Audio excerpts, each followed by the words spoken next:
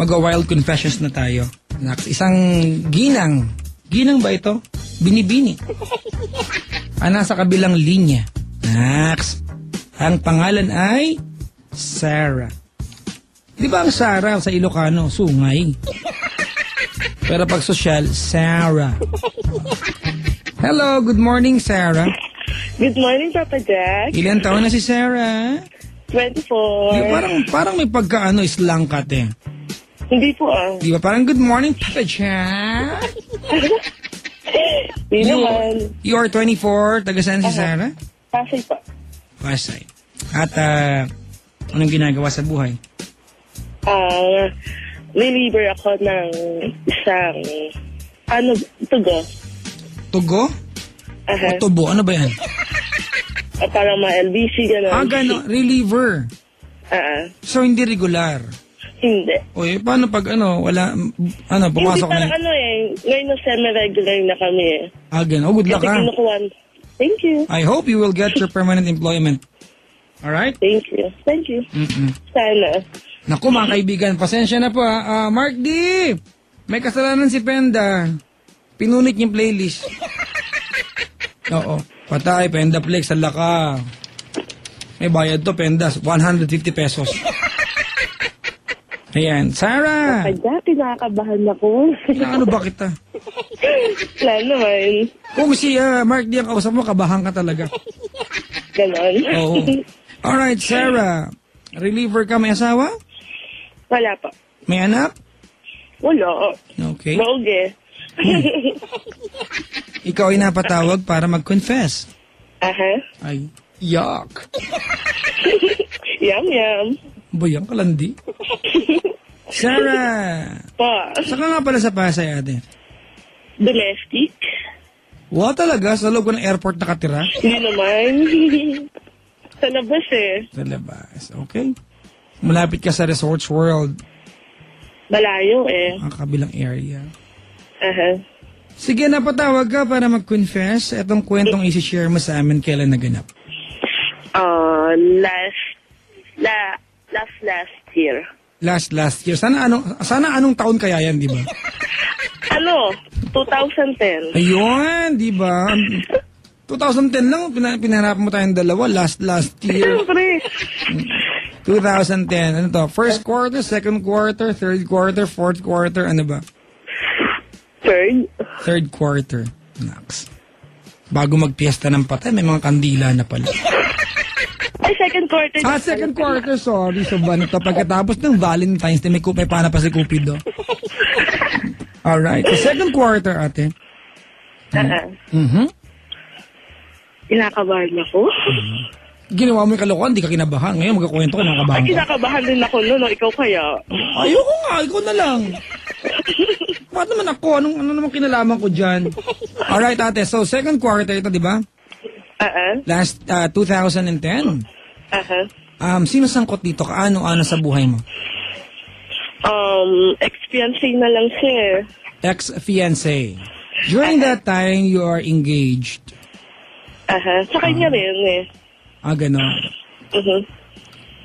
He's a Black American. Oh, really? Naku, muntik nang guminhawa ang buhay mo, hindi pa natuloy. Ayoko. Really, Black American? Where did you meet the guy? Huwag mo na ka-Englishin. Really? You started this? Ate, yung may radyo kang bukas? Apo. Could you burn the radio? Sige. Yan na. May feedback tayo, he? Sorry. Sige. Black American, di ba? Marco, i-analyze na natin. Black American ng kanyang ex at nagtatrabaho siya sa Tugo. Domestic nakatira. Alam mo sa nakilala? Airport. Shotmate naman Airport ba? Hindi? Camfrag, okay. Ay, hindi naman. Sige, dali. Kwento ko na. So, Black American, fiancé mo siya nung time na yon. Nasaan kayo? Umaga, tanghali, hapon, gabi. Tanghali. Tanghaling tapat. Magkasama kayo?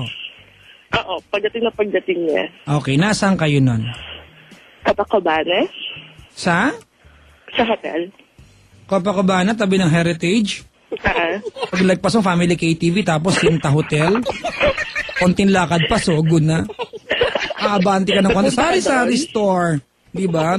Konting lakad pa, terminal ng bus, tapos may nakalagay, makikita ka, free delivery. Mahal kita, drive-in.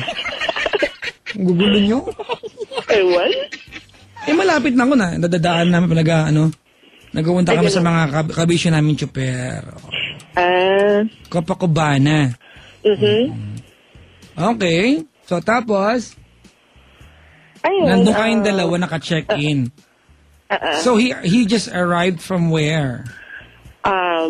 California. Talaga? Sanger, California. From where? Sanger, California. Sanger? Ano daw? Spelling nun? Sanger. Really? Oh my goodness. Goodness. Oh my goodness, Batanis. Sanger, California. Is it a place in the U.S. like San Diego, California? Kumbaga, province. Kung ano siya, Tanguntak pa yung telepono. Baka puntahan kita niya para mag-usap tayo. Ay, sorry. Ayan, idikit mo sa labi mo yung phone. Nakadikit na. Ayan, parang kulob. Hindi naman. Sige. Sinisipon lang ako. Huwag mo lagay sa ilong, baka lumobo yan sa akin. Alright, so dumating siya from California. Alright, ikaw, di ba? And then he checked in sa Copacabana. Her name was Lola. She was a showgirl. Tapos? Ayun, kasi sinundo ko siya, kasama ko yung kapatid ko. Hindi nagturo ka agad sa duty free. Hindi. Hindi. Saan nagturo? Ako ripot. Minsan tama naman kasi talaga yan, di ba? Kasi ang tingin natin sila parang credit card na no? Hindi nga ako nakihingi sa kanya ng ganun sobra Wag talaga. Dapat pag-ibig, hindi sa lapi, ha? Tuloy. Ayun, yung kapatid ko nandun lang sa sala. Sa sala? So nagrenta kayo ng kwartong ng unit sa Copacabana, may kwarto na may sala pa. Naku, pinagastos mo yung yung Black American. Second time niya na. Second time na niya. The first one that he came over, it was for you still. Hindi. Oh my God, for another girl. Diba? Parang taon-taon, may pinupuntahan dito iba-iba. Ano kami, hunting ground? Ganon. Tapos? Ayun, nandun kami sa loob ng room.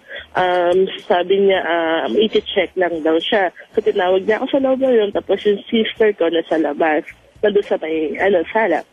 Tapos, yun nga may, yung parang sinek niya ako, kinuha na niya ako ng konting dugo. Teka lang ha, diskumpiyado ako, feeling ko nagkamaling dinig si Penda. Sabi ka lang ni Mark. Sige. Kukunin lang niya yung details.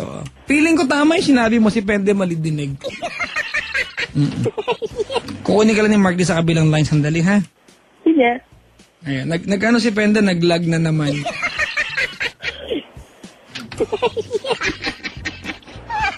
Okay. Kausap lang po ni Mark ni ating caller. We're just verifying some information.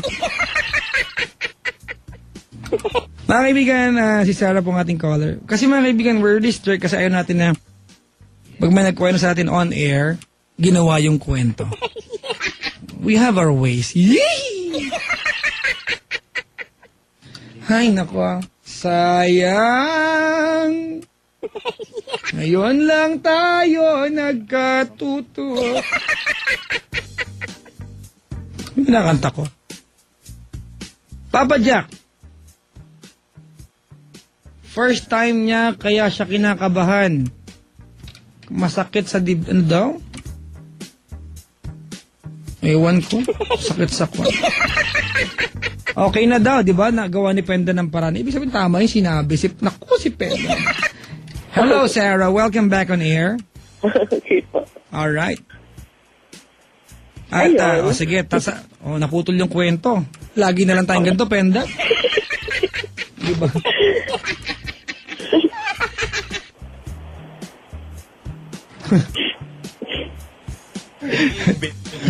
Pag muha-muha ka ngayong penda, mukhang ano eh, gutom ngayong gabi. Muha-muha ka, madali. Sana magmuha-muha ka kay Penda Flex. Ako po? Hindi, si Mark D. Si ikaw, ano ka ba? Ako nga? O, ikaw nga. Mua. Oh, kita mo, nag-collapse si Penda.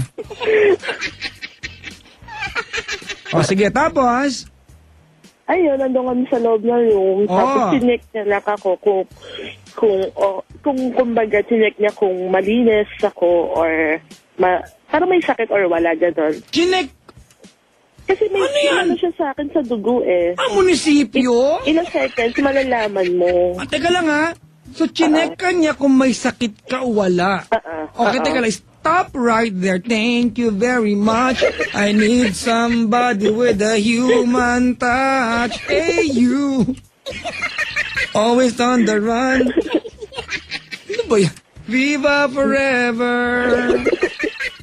I'll be waiting. Mabuhay, Philippines. Everlasting. Like the sun. Teka lang ate ha. Nung magka-chat pa lang kayo, pupunta siya ng Philippines, ng ating bansa, dahil sa'yo. Bago siya makarating dito, anong relasyon meron kayo? Kasi nakilala ko nga lang yan, yun nga sa YM nga lang. Tapos, after 1 month, nag-decide siya, sabi niya, before daw ng birthday ko, pupunta siya. Okay, so anong relasyon meron kayo? Bago siya, before he came over? Yun, naghahanap siya ng mapapangasawa eh. Alright, hindi ka ba na-insulto nung i-chinek ka niya? Kasi ano to, employment agency? Nagtaka lang ako nung una kasi nung... Alam mo, ako hahambalusin ko yan. Hindi kasi po, mapajoke yung unang girl na pinuntahan niya dito, parang nadala siya kasi nabuntis na hindi naman sa kanya. Ang problema kasi dito ate, di ba, ginahayaan natin na ganito tayo tratuhin. Di ba? Kaya nga ayoko na sa kanya. Ngayon, pag bibili ka ng ng camera, pwedeng meet up, di ba? May tawag dyan, di ba? Hahanap ka online ng binibentang cellphone, may meet up kayo sa ganitong lugar. Okay lang yan kung gadget, di ba? Pero ngayon, pag mag-aasawa kami, meet up na din. Ayun nga.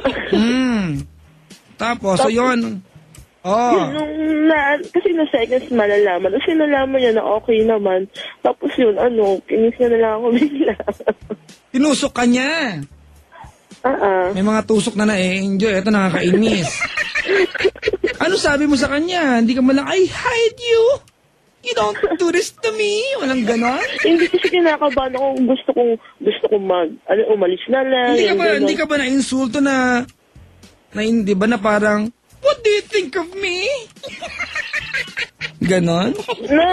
Nagtaka ako. Parang pinaliwanag niya na lang sa akin kung bakit gagawin yun. So, alam mo yun, parang masabi na ko na lang, okay, para mapatunayan ko na. Ilan taon na ba siya? Ilan taon na? 82. Ayaw mo natin, ganun talaga pag nagkakaedad minsan. Diba? Ganun talaga yun. Minsan kahit kanin, hinuhugasan na nila yun. 82? 32, 32. Kala ko 82. Alam din nila. Ate, bakit ka nag-post ng picture sa Facebook na nakabra ka lang? Ala, ano ba yun? Bakit naman yung... Hindi ko pinapost yun, naka-private yan. Ay, Penda, wag mong puntahan yung site na yan, naka-private. Yan yung mga bagay, no? Hindi dapat nakikita. Ano? Ano ba yan? Oy, describe daw yourself to the listeners. Wag na, ano ba? Ay, lahat ng nagandito dumaan sa ganitong katanungan. Ay, Ganon? O, chubby. Siya? Oy, iba ang chubby sa pat, ha?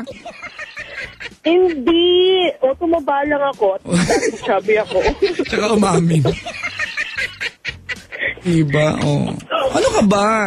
Ano ka? Di kung may kataba, may kalaparan. Diba? You have your own charm. Di ba?